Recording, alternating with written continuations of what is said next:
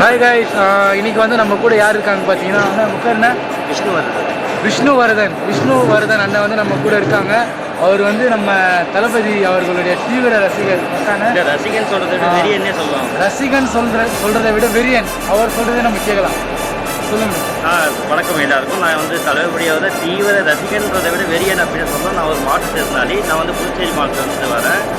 கண்டிப்பாக என்னுடைய ஆதரவு வந்து அண்ணனுக்கு தான். அண்ணனுக்கு தவிர்த்து என்னுடைய ஆதரவு எங்கேயுமே மிஸ் ஆகாது. கண்டிப்பாக நீங்களும் நம்புங்க.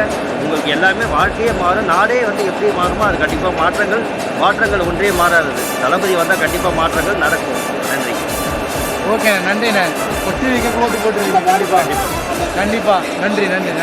வரேன்.